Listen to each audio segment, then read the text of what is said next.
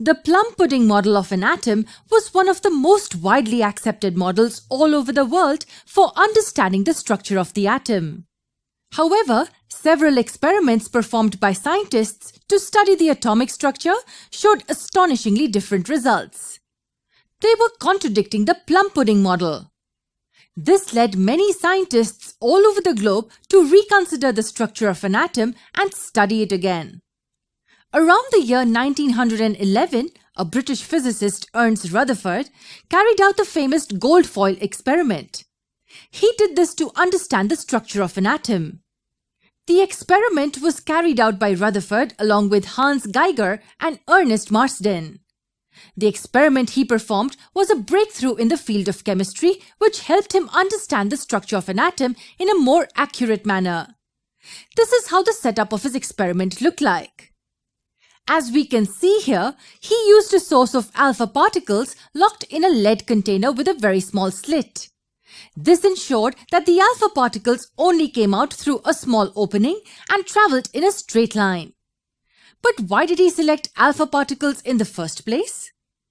Well, the alpha particles were having high energy and were heavier as well.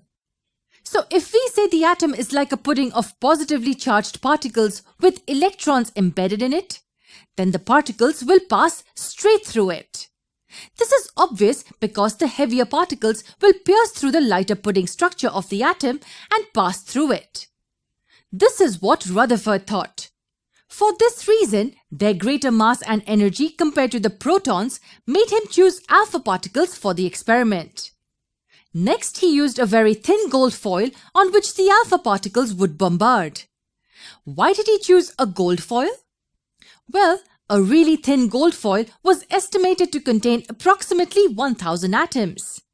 Lesser the atoms, more convenient the experiment would be. Lastly, are we able to locate this circular band with a gap here? What could this be? Well, this is a screen. A fluorescent screen that would help us detect the radiation. That means the screen will glow or emit fluorescent light whenever alpha particles will hit it. So this is how the track of alpha particles can be traced. Now we're all set to understand how the experiment worked.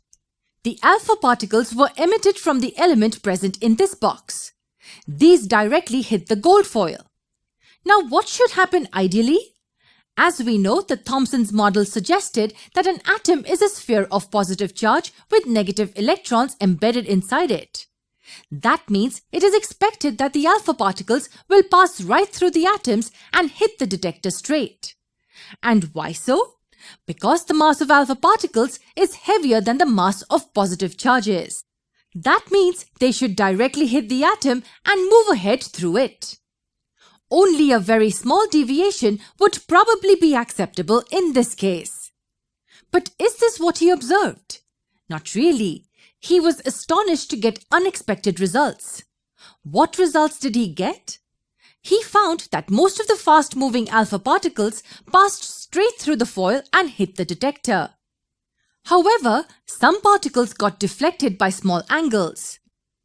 And lastly, to his astonishment, few alpha particles also rebounded. Now, how can this be possible? These three observations made Rutherford think that the plum pudding model is not really correct. Based on the conclusions he had, he put forward the new hypothesis explaining the structure of atoms. What were his conclusions? Let us have a look at the conclusions by Rutherford, followed by the new atomic model put forth by him in the next video.